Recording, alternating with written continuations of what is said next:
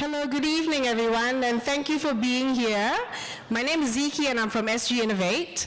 I see a lot of new faces here, so I would like to spend a bit of time speaking a little bit about SGInnovate before I bring on our partners from Johnson Controls. For those of you who do not know, SGInnovate, we are a government-funded private limited company, and we were formed as a startup to help build startups. So we are very focused in deep tech, and the areas of technology that we're focused in are areas such as AI, autonomous technology. We're looking a lot into quantum at the moment because we believe that these technologies have got great impact across industries, and these have the opportunity to really disrupt industries.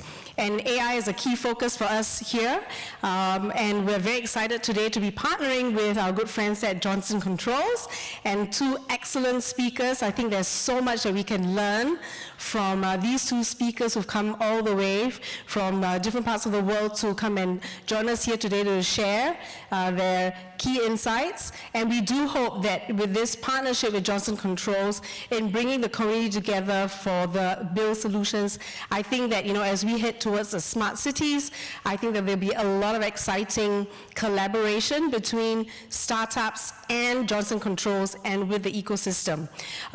Without further ado, I would like to bring on Alvin. But actually, before that, what I'd like to do is, in the SGInnovate tradition, we do like to do a selfie shot, and I'm going to ask all of you to be part of the group shot because it's going to be posted all over our social media. If we could all stand up, and I'm going to get my colleagues here to take a picture for all of us. If you do not wish to be in our social media pages, please sit down or hide or cover your face because you will all be in it.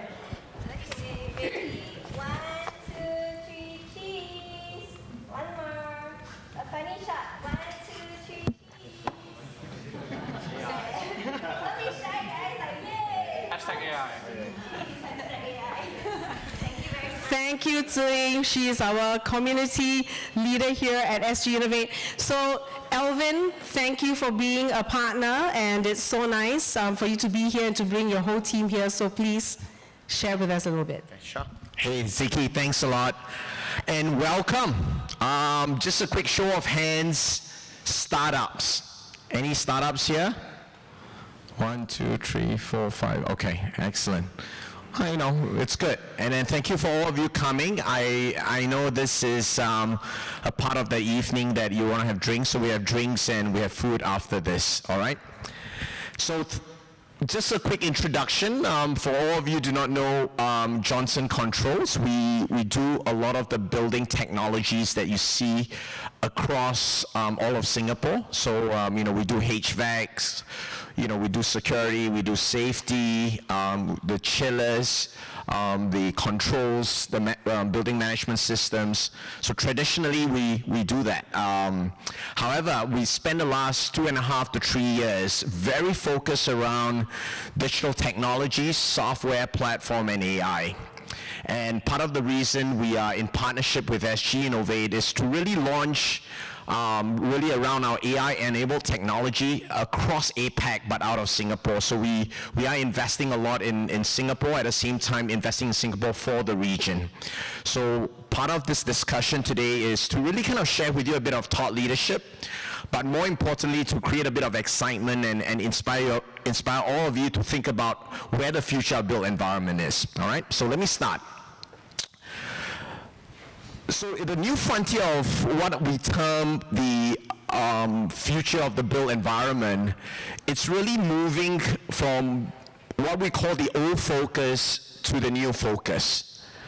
And this is not JCI's view. This is really our customers' view in terms of moving from sustainability and energy. That's given. In Singapore and in a lot of countries, it is given.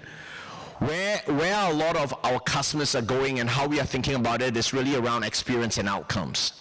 Moving from product to as a service. which is very critical. Can real estate be real estate as a service? Can air condition be as a service? Can light be as a service? If you look at how we think about, in facility management, you do a lot of insights and actionable insights. But what's more, and how we are evolving that is, how do we think about optimization instead of just insights? From automation to autonomous, how does AI be more self-configuring, self-adaptive from an environment standpoint? How do we even self-learn and self-heal in terms of our built environment? Moving from proprietary to ecosystem, and this is where we spend a lot of time thinking about how do we build new set of capabilities in partnership with JCI for us to take to market, especially with a startup world. And I think deep tech for us and startups have been a core part of how we think about our go-to-market strategy, right? And then really around agile, right? Structured to agile, and then IT, OT, and moving towards the platform and application, okay? So this is where we believe the future is going to be, right? The intersection point of architecture and design, where we team the place and space, to technology, which is really around assets, IT, and operational technology, and the intersection point with communities and social environment, which is really around people and wellness.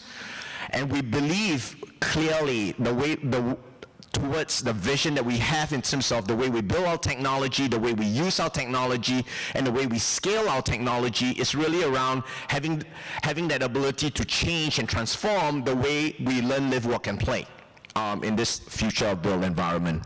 And both our speakers is going to share with you a lot more in terms of how we do that, right? We move from for those of you who can see, we move from building systems which are legacy today to smart systems, to actually interconnected systems, to converged systems, and to what we term AI and data-driven experiences and management. And a lot of our customers and a lot of buildings today are living in this world of legacy systems. And how do we, as an ecosystem, take this all the way to an AI and data, experience world? Is where we are moving towards. And sorry, let me just really talk a bit about the customer future outcome, right? To the customers, if I have a building, I need to be able to replicate both the technology and the efficiency and optimization to the next building. And if I have 100 buildings, how do I scale? How do I think about self-healing, self-configuring, self-adaptive? And this is where we believe that this outcome and the end state is kind of where all our customers are moving towards. So data is key to all AI, and if you think about better outcome and better experience, you're really moving in a world of what we call management of a built environment. If you think about smart city and smart buildings, you are really looking at, data coming in from architecture and BIM, data coming in from the OT environment, operational technology environment in a building, where HVAC, fire safety, building automation system, lighting and power, and then IT. So some of you who are IT here, you realize that 5G hyper-converged network is coming into the built environment. Today, we are managing it from a very disparate standpoint, disparate systems, but more importantly, if you want to move to better outcomes, you want to leverage AI. But AI is not AI unless you have data.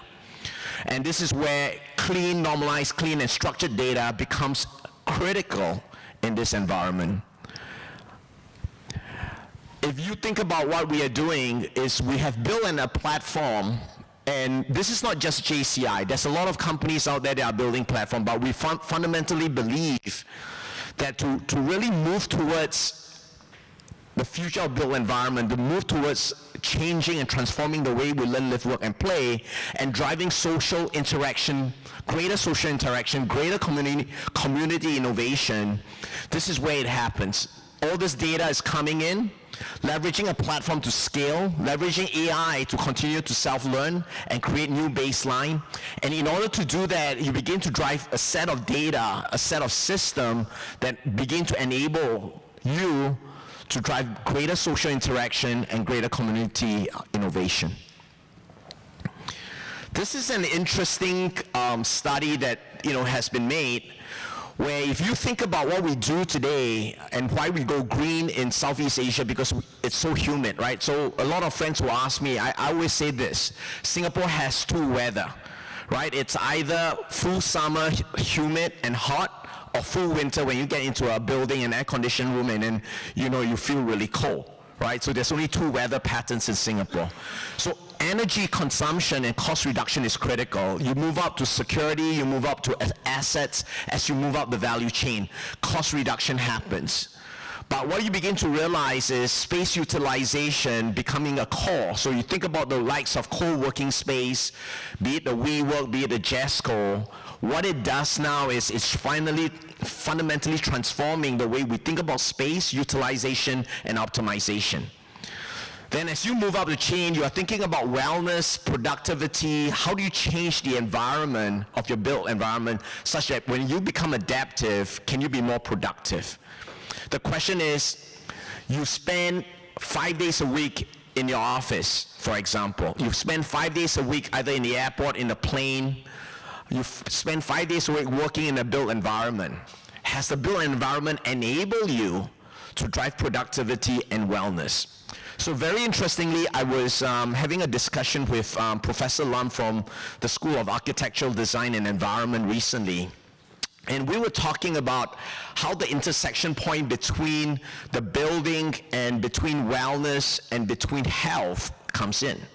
And there are now a lot of companies that think about wellness and health and how this are all coming together, right? So really thinking about building wellness and what does the data coming out of all this built environment and the people impacting and driving health. So here's a very interesting analogy. There was a company in the US that spent $700 per employee for the entire year for them to go to the gym, right? But they live in a poor condition. The building, the interior design is poor. The building is not lit up. But they think that if I give you $700 for you to be healthy, it will be good. So guess what? 20% of the employees spend that health privilege to go to a gym, to do something, 20% of the employee. However, the $700 that they give the employee does not go into their health, and they take it and they bring it back, right? Or they don't even use it. So can you imagine if you take that $700, convert it to $100 per employee, and you rebuilt the environment, rebuilt the overall environmental and condition within the building, fundamentally you're bringing wellness back into the building, which you spend that 80% of your time. So it's interesting to see how this is evolving. And then finally, if you move up to what we term revenue enablement, can you imagine if a building is sensorized? Can you imagine the building is a data-driven, data-enabled environment? Fundamentally, now you can disrupt the business model in terms of what a real estate company can do, okay? So as I shared earlier, that fundamentally, the way we think about this is really around platform and AI, and technology and AI, and how does that scale across that intersection point. So I would love to now invite Dr. Erik Paulson. Dr. Paulson is from Milwaukee, and I'll let him introduce himself. Erik. Great. Well, thank you all for coming out. It's great to be here. This is my first time in Singapore, so I've been here a couple days. I'm used to the jet lag now, so it feels like 5 o'clock, which is really nice. So I am from the Wisconsin office back home actually I live in Madison, Wisconsin, and I will just talk very briefly. So I've got my degree from the University of Wisconsin in databases. I've been at Johnson Controls for about 5 or 6 years now, but I've been doing smart city, civic tech for about a decade. That's my kind of night and weekends for fun project, and my day job is actually starting to drift more and more towards that, which is actually really nice. And so I started in Johnson Controls with not knowing anything about buildings, and I know a little bit about buildings now, but still I'm not a building expert. So today I want to start by actually talking go back to the past a little bit and talk a little bit about civic tech, and start out a little bit in the past and then come forward and talk about some of the evolution here. So I want to tell you a story about a friend of mine who lived in Madison. This was a couple years ago, and Madison had just installed a fancy new system to tell you where all the bugs buses were. It was a website, and it was, oops. It was a website, and you stole the punchline there. So it was a website, and it would tell you where the buses were, but it was useless on mobile phones. Like, you just couldn't use it at all. It was like Web 1.0, really useless. And my friend wanted an easier way to be able to just find out, I'm at bus stop 152, what are the next couple buses coming? And so he hacked together a system to scrape the website and let him do text a message to a site, and then would text back, what are the next couple buses coming? And in Wisconsin, how many of you have seen snow? Well, actually, how many? And so a bunch of you have never seen snow in your life, right? So Wisconsin has plenty of snow, and we have winter outside. And sometimes you really don't want to be waiting for the bus. You want to know when the next one's coming. And this turned out to be really popular. This is the plot of the bus stops where it got used and how frequently. So it was being used all over the city as a preference so people on their mobile devices could find out what's going on. And another friend of mine basically lived at a local coffee shop and was such good friends with the owner, he could say, I want to install a system in the back of your thing to show the next buses. And coffee shop owner was like, well, you basically live here, so sure, go ahead. And my second friend told my first friend, it's like, well, Greg, you should, instead of making me rebuild this, you should build your system as an API. We can build something on top of this and just make it a lot easier to build this one. Greg was like, oh, okay, fine, I'll do that. And that led to, whoops, I'm going to go, yeah. That led to just an explosion of different interfaces and different versions of apps to do this. So not just the SMS run, but mobile apps. Do I have a laser pointer on this? Yes. You can't see it. So mobile apps, one by email, one by chat, fancy, there's this kind of robotic contraption that people put this thing into, so like all sorts of crazy new interfaces enabled by this application, this API, making this data about the city available in a way to consume, right? And so this smart city API revolution, you all have certainly seen it here. There are all sorts of applications that are pulling the city data, mashing it up, doing new things with it. This is another example. So for those of you who don't know about snow, when it snows, you have to go shovel it off your sidewalk, but also our fire hydrants, the snow gets high enough that the fire hydrants are buried, and so the fire department can get there in an emergency. You go and shovel your snow, shovel the fire hydrant out too, and there's this application to help folks in the neighborhood say, which one am I volunteering to go sign up to make sure that's dug out? And this turns out to be really important in the winter in Wisconsin. But lots of other applications that were built, water quality at beaches, in Philadelphia, tracking down interesting things to do in the city, Boston for parking regulations, what's the regulations for what side of the street you can park on when, tracking down trees. My favorite is their sewage in the Chicago River. In Chicago, the storm sewer and the sanitary sewer are mostly just separate, but when it rains a real lot, one overflows and then it turns into a mess in the river, and so you don't want it to go into the river if it's in certain conditions. So here's a nice little website which will tell you, is there sewer in the river? So these were all relatively simple apps, right? They just basically pulled one set of data and displayed it and made it available. We're a long way away from doing anything with AI or anything that fancy. One data source, new format, making it more useful. One key victory here is learning that if data is a more usable format, there's a lot of big wins. And so when these apps were first being built, each city had to do things kind of a little bit different. There's a format called GTFS, the Google Transit file format, which is standardized traffic predictions. So some of these applications aren't used as much now because Google just has them right in their applications or in your watch because it just comes from that. And any city you go to, you can now get this traffic information because all the cities kind of standardize on this data. So having this data in a standard format made it these applications super portable.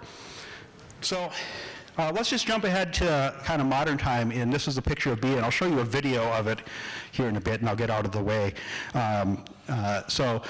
This is a solution that came to Johnson Controls, and they wanted us to help them build the first AI-enabled building in the world. And we had all sorts of things that they wanted to do. They wanted AI-based energy analytics. They wanted a natural language and voice agent to help them go. They want frictionless access control. They want automated notification when visitors arrive, and they want the host to know that someone's arrived in this thing.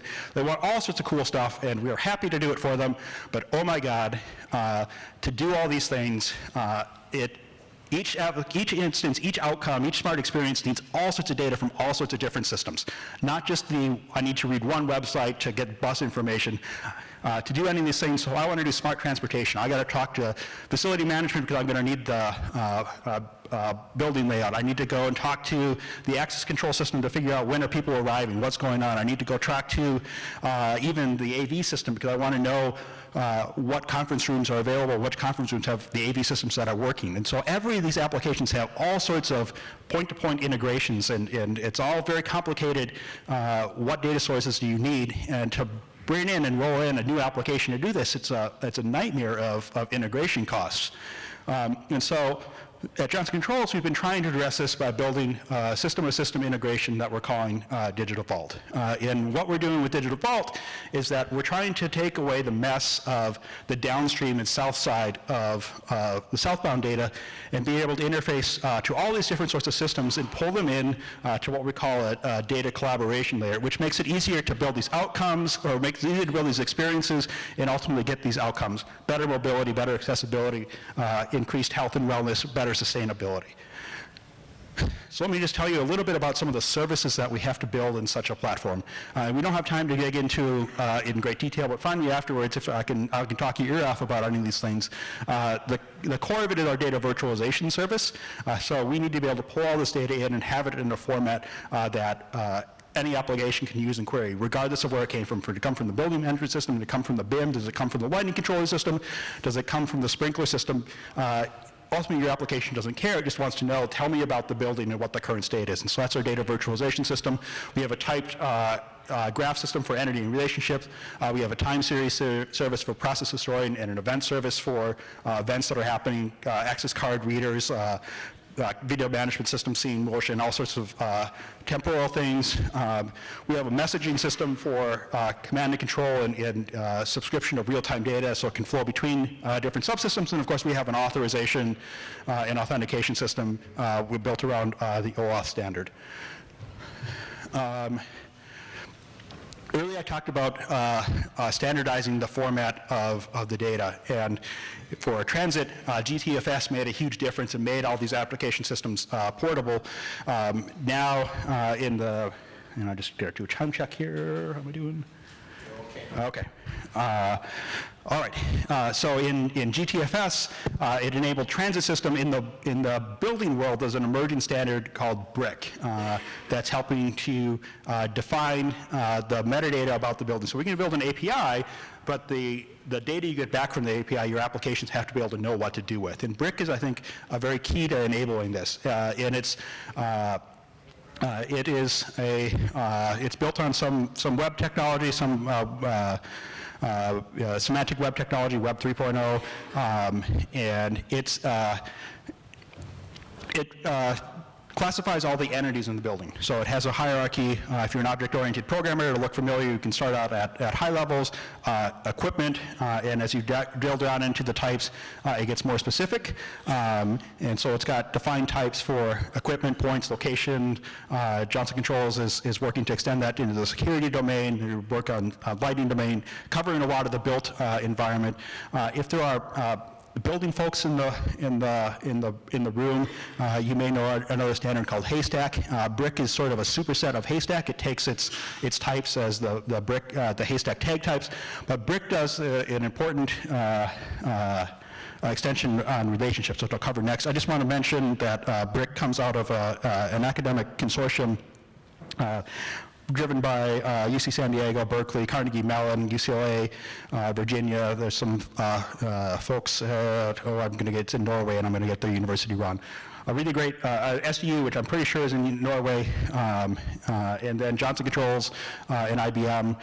Johnson Controls is one of the founding sponsors of the BRIC Consortium, which is out helping to make this standard open and open source and available. It's all on GitHub, and you can go and download it and contribute to it right now.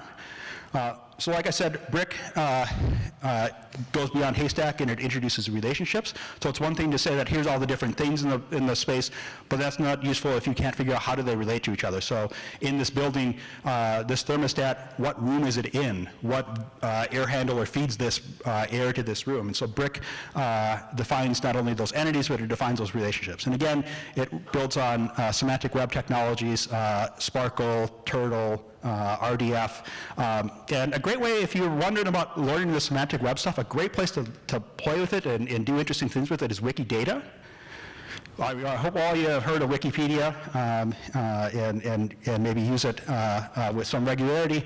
Wikidata is like Wikipedia. It's sponsored by the same Wikimedia Foundation. It feeds some of the data on Wikipedia pages, the info boxes. Many of those come out of the Wikidata data set.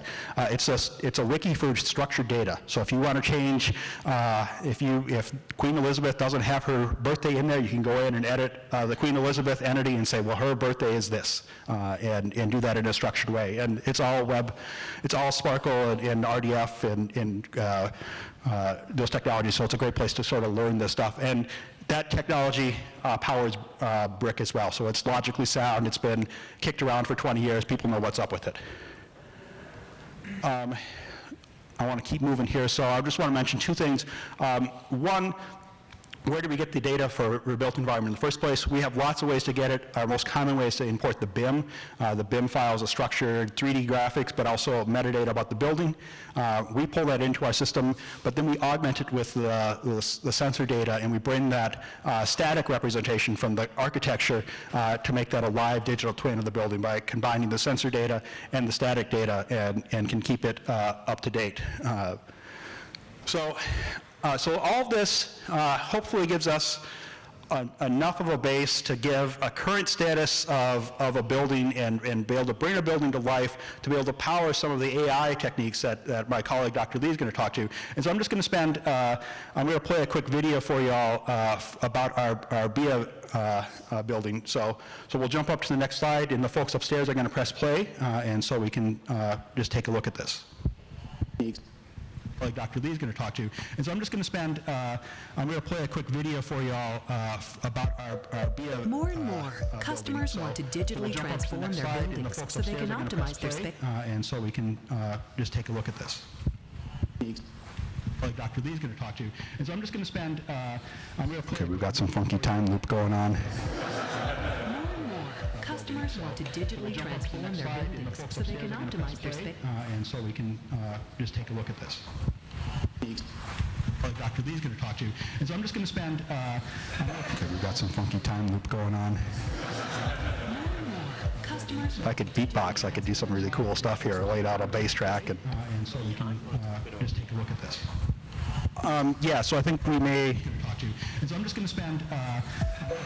More and more customers want to digitally transform their buildings so they can optimize their spaces, reduce energy, engage occupants, and increase security. As a leader in the transformation of buildings, Johnson Controls is constantly innovating, guiding customers to a smarter future. Johnson Controls has partnered with Microsoft to bring the Digital Vault offering to market. Built on Azure IoT and IoT Edge services, Azure Digital Twins, Cosmos DB, and Azure AI services, the Johnson Controls Digital Vault centralizes the data of the built environment from OT and IT data sources. Everything inside or associated with the building can be ingested into the platform. Digital Vault enables various use cases such as connected converged security, predictive asset maintenance, asset and space optimization, and more. Once the data is ingested, an active digital twin is developed which behaves as a compute agent, capable of communicating with other twins to update, learn, and predict. No matter where a building might be in its life cycle, the Johnson Controls Digital Vault enables complete building digitization. Existing buildings can be digitized by capturing the geometry and layout of spaces and locating assets with human tagging or machine learning. No matter where a building might be. For buildings that are under construction or in the design phase, the Digital Vault can centralize data from 3D building information models or BIMs, adding additional information such as weather and energy prices to create a virtual building capable of precise scenario simulations. When the building becomes operational, operational, OT and IT data fuse to optimize comfort and operating costs.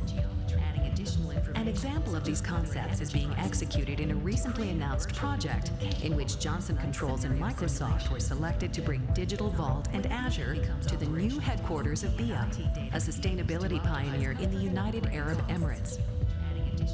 With the vision to create an entirely AI-enabled space, Johnson Controls will work with Microsoft to outfit the building with intelligent edge and intelligent cloud service to optimize energy and space, and help building occupants be more productive through the use of a virtual AI persona. Together, Johnson Controls and Microsoft are driving the digitization of smarter, safer, and more sustainable buildings and spaces, and help building occupants be more productive. Let's pull the future forward together. Together. Okay, so let's jump back to some slides here. I've got one more slide that I want to really hit. And,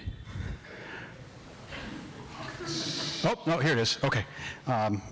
So this is my first time in Singapore, and actually what impressed me the most, the thing that just blew my mind, was this contraption, the in-vehicle unit.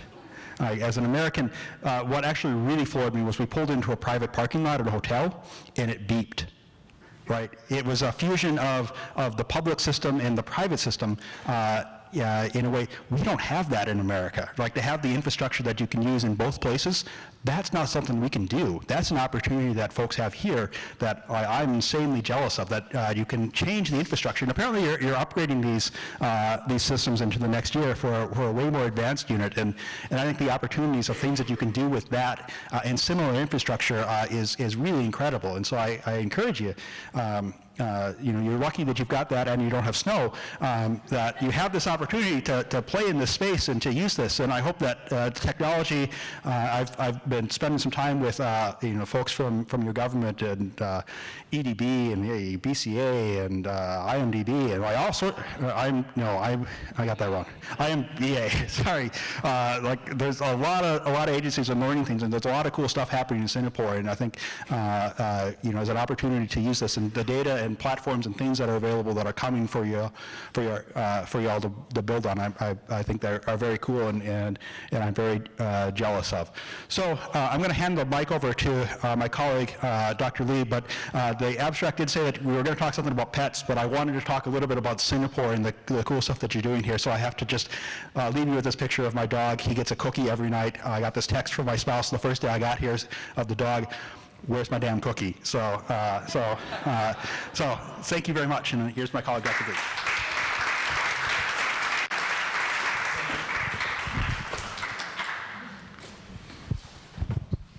Hi, everybody. Okay, my name is Young Lee. Just brief introduction. So I lead AI team at Johnson Controls.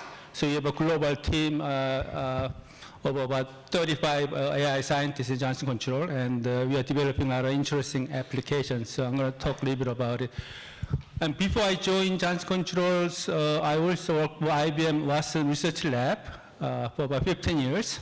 So I work in the mathematics department, AI department, and we develop very interesting AI applications. And before I joined IBM, I also worked for a chemical company called BASF. That's a German chemical giant. And over there, I managed and led mathematics department.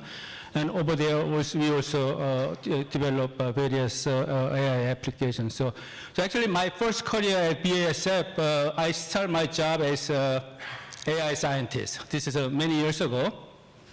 At the time, I don't know, maybe some of you might remember, AI was a very hot topic at the time, but it was as a form of knowledge-based system or expert systems. It was very hot topics. And so my first job, I applied AI to design polymer, molecular structure of polymer. And also I use AI to full diagnosis of very complex chemical plants and so on. Right? So I practice AI in the different industry, first in the chemical industry, and then the IT company, and then now I practice AI in mechanical engineering company, which is Johnson Controls. So in about next 15 minutes, I'm going to talk about the AI a little bit, but in the context of Johnson Controls business, which is the built environment, energy and so on. Okay, so as you know, the building is a very complex ecosystem of the spaces, assets, and people, and events. And it's very dynamic and it's constantly changing, right? So the operational condition of a building changes. Equipment in building degrades over time, it changes, and people change too. People's preference change, people self changes, and also the goal of the building layout also changes too. So much dynamics happening in the building, and traditional analytics or the solutions for building management are typically based on rule-based or some physics like thermodynamics and so on. And that kind of a system is very hard to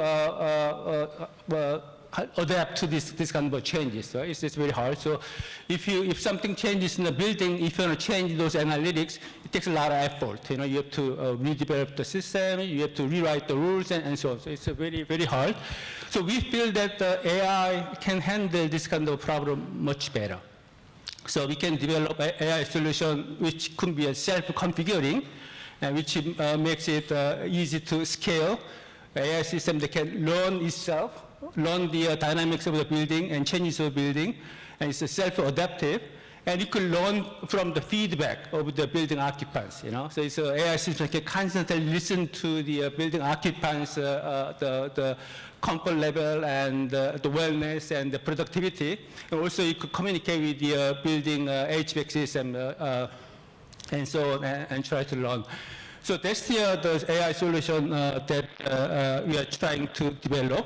And we believe the AI solution can really make a building more intelligent, safe, sustainable, and also reduce the cost, and the wellness and productivity of the building occupants can improve.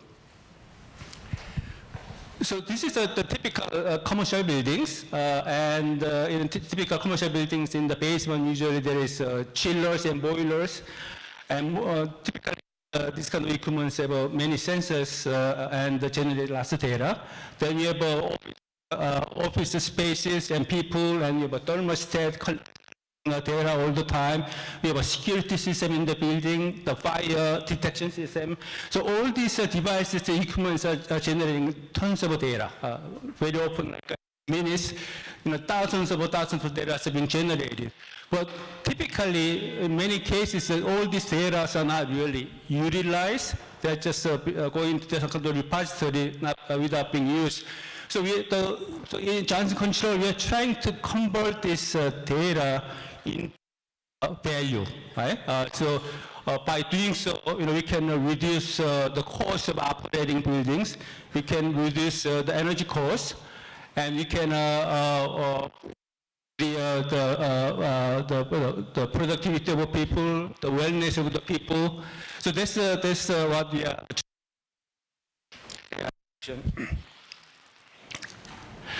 So this is a sort of a landscape of AI solution we are developing at Johnson Controls. So in the left side, there's a list of the assets, the typical assets that's all connected in the buildings, chillers, boilers, and RTU, air handling unit, lighting system, security, and fire system, and so on. And this kind of the equipment are generating all different kind of data. Then we have this AI analytics that we are developing. And this doesn't include everything we are developing, but typically the failure risk analysis, failure pattern analysis, fault detection and diagnosis, anomaly detection, asset health analysis, Cohort analysis is sort of a macro level analysis of the equipment groups. Maintenance planning optimization, maintenance scheduling optimization, operational optimization, and the model predictive control using deep neural network and reinforcement learning, energy optimization, security, and so on. So all these AI solutions we are developing are powered by the state-of-the-art AI algorithms. Some are the traditional machine learning algorithm, and recently we are using a lot of the deep learning based algorithms, recurrent neural network, LSTM, convolutional neural networks, and so on. And all these analytics, the AI analytics that is shown over here, each one of them generates some kind of value, right? But as you carefully look at this, they are all related to one another. They're not really independent, you know. So if you can make this kind of analytics sort of communicate with each other and work together by sharing information, then you can really generate a lot more value than individual analytics, right? So this is sort of an example of how this the different analytics are correlated, right? So anomaly detection is one typical AI analytics that is very closely related to the fault detection and also operational optimization and failure risk and so on, right? And also some typical analytics of like maintenance planning and scheduling optimization. That kind of solution really requires the output from the other analytics. For example, the failure risk analysis and fault detection and asset health analysis are typical input to the maintenance planning and scheduling. So by arranging all this AI solution to talk to each other and communicate, you can really generate lots of value. So for our vision for AI, at least in Johnson Control, we start with all these assets. We talked about the chillers and boilers and so on. And all these assets are now fully connected to the cloud. And in the cloud, we have this network of integrated cyber models. And those cyber models are typically called the digital twins these days. And the cyber models are all talking to each other, exchanging information, and it's generating data, generating the value.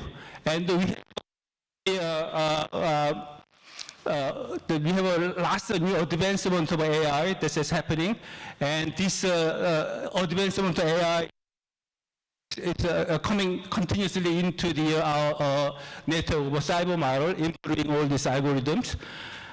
And then all these solutions, AI solutions we develop are designed to be configured by itself or autonomously, and also it is designed to be trained autonomously. So which is very important, because if you have many of these AI solutions we develop, you know, and if you don't, if the maintenance of this kind of solution is very time-consuming effort. So unless you have this autonomous way of configuring and training, it's going to just take too much effort, right? Eventually, it's going to be hard to use that kind of a system because of the cost, right? So this is very important. So through this, we feel that we can continuously optimize client value. So in an AI solution, we feel that there are four capabilities of AI. They are sort of working together. And the first one is sense, second is learn, and the third one is predict, and lastly is control and optimize. So sensing is basically collecting the data from the buildings. It could be temperature data, air quality data, productivity of people, and so on. So we collect. And then second part is learning. Here we apply AI techniques of supervised learning or supervised learning or reinforcement learning, and try to learn what's the important the states in the building, such as temperature, comfort level, productivity of people, and how those information are changing over time, and what influence those changes, right? That's the key part. Once you then we can predict the future, which is a really powerful capability. And then finally, you can optimize what you can control to maximize the value. So let me give you some illustration. Okay, so So we usually start by studying different states in the building. Right? There are two different types. One is the one type is like energy consumption or the cost or indoor temperature and air quality and so on, which study how those states are changing over time. And the other types of information we study is the more recent kind of things. So these are more some little less concrete, like the comfort level of people, productivity, availability of space and resource, and also even the need of people, how those states are changing. And then we build the AI model that describe how these states change from the one time to another time. So all these states at time t, you can change it to the next time, time t plus 1, and there are some cultural actions of planning that influence those changes. So we'll try to learn that changes. So that is basically building a digital twin. Right, so this is sort of what we use a neural network model or some mathematical representation to see those changes of all these states. And once you build the digital twin, then you can predict the future. It's very powerful, so we can predict the failure that's coming, or you can predict the energy consumption for the next few days. You can also even predict the productivity of people in the future time. And using a digital twin, you can also simulate the future state with a different control action. So here, the control action over there, what if you use a different control actions, for example, changing a set points and so on, how that's going to influence the energy consumption and productivity in people. So you can simulate all those. And finally, we apply optimal technique solution, and we calculate what's the best the U value, the control action that could maximize our state, which could be minimizing and maximizing productivity of people and so on. Right? So these are the sort of 4 different steps that we typically apply to build our AI solutions. Okay, so now I'm going to give you a few examples of AI solution that we are developing. The first one is the failure prediction model. Right? So this particular one is for the, and chiller is one of the most important HVAC equipment. And chiller could fail maybe a few times a year. And when that happens, there'll be a lot of people in the buildings. And also it's going to cost a lot of money, because when chiller fails, there's some expensive components will fail, and the repairing is very costly. So it's very important to predict the failure before it happens. With that, you can take some the mandatory action to prevent the failure. So here we use the deep learning-based techniques, and these techniques basically the operational data in chillers. Typically in chillers, about 100 different sensors in it, and it generates the data in almost like every minute and so on. So we operate data using and convert that as a signal. In this case, like a 1 day ahead anomaly signal that indicates the probability of a failure. So this signal looks something like this. So these all bars are the signal about the anomaly that could lead to the failure of chillers. Right? So the longer the bar, the bigger the signal. And based on data, this is some signal we generated. We correlated with the actual shutdown, which is actual failure of a chiller, which is shown in the circle. And as you can see, the correlation is very strong.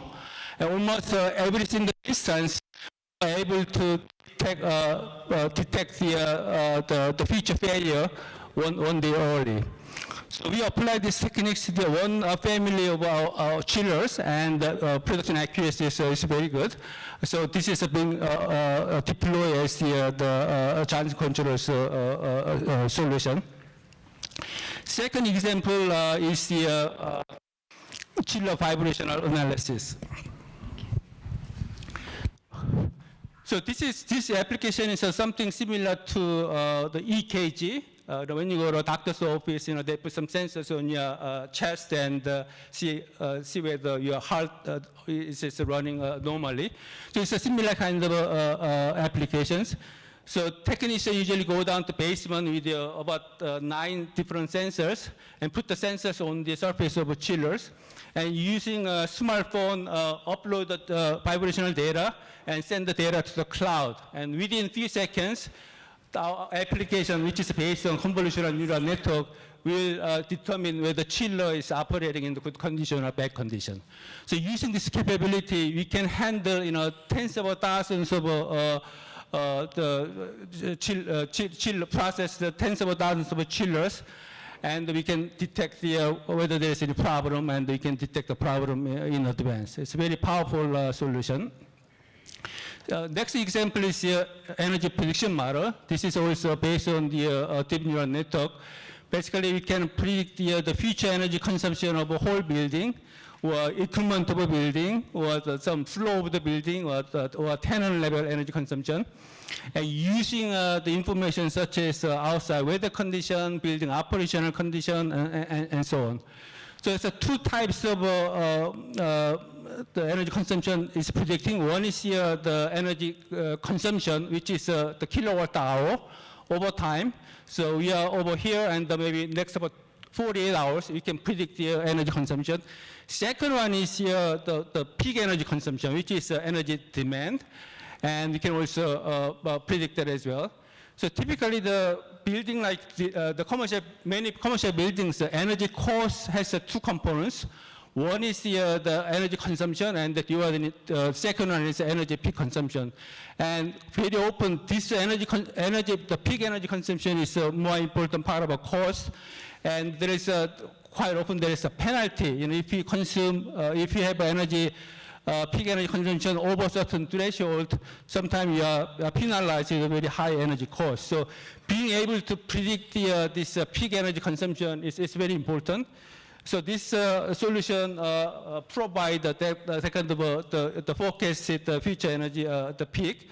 And using this information, the facility engineer can shave the peak load or shift the load to prevent the very expensive the cost. Next example is this is one of the state-of-the-art technology we are developing. We are combining a deep neural network model and the deep reinforcement learning together to calculate the building control strategy. Right? In this case, the cooling, heating strategy. So we start with the deep neural network model. Based on the data, we basically learn the thermodynamics of a building, or the heat transfer of the building. And then we apply the deep reinforcement learning. And deep reinforcement learning communicate with the HVAC operation, and also communicate with the building occupant, continuously get the feedback, and calculate the optimal control action, which is the set point of the building. So typically, here, the blue color over here is a typical rule-based building control strategy. And using this technology, we can have a lot more sophisticated control profile. With that, the energy cost will substantially go down, and the comfort level will also improve substantially. Okay, so those are the few examples, and this is my last slide. So from the experience of applying and practicing AI in the various industries, this is what I have learned. There are 5 important elements that will make AI solution successful. Okay, the first one is data. So most of AI that we are talking about these days data-driven solution. So without data, you cannot really develop AI solutions. So we need to have a large amount of data. We need also good quality data. That's very important. Second one is domain knowledge. Most of AI, again, we are talking about these days, it's called narrow AI. AI solution that solve specific problems. And the other types of AI, the general AI is still far away, maybe another 10, 20 years away. So for this narrow AI solution, domain knowledge is very important. Without that, you cannot really formulate the problem correctly. So that's very important. And the third one is the knowledge in AI algorithms, like competence in AI, which is very important. And then the next element is the good platform that allow you to develop AI solution very fast and deploy very fast. So even if you develop very sophisticated and powerful AI solution, if it takes too much time and effort to develop the solution and deploy and scale, then technology is not useful. So that's very important. So, and once you develop the good AI solution, you have to test how well the solution is going to work. So having a test bed is very important. Right? So all these 5 components are very key for developing an AI solution. And the last the comment I'd like to make is there's no magic in AI. As you know, the AI is a very hot topic these days. A lot of people are talking about it. But many people misunderstand that many people feel that AI, there's some kind of magic. If you plug in AI solution, suddenly all your problem disappears. But it doesn't work that way. You have to have all these important components in AI to develop the successful AI solution. So with that, I'm going to stop here. Okay. Thanks, Dr. Lee and Dr. Paulson. Any questions? If not, I think you have no question because you're hungry. We've got food behind and we've got coffee, drinks. There's a couple of JCI guys around. Dr. Lee, Dr. Paulson, and myself are here. By the way, my name is Alvin and I lead digital solutions across APAC. So we welcome that interaction or any questions you have. But thank you for coming again and really appreciate your time and look forward to partnering with some of you who are interested to take this further. Thank you everyone.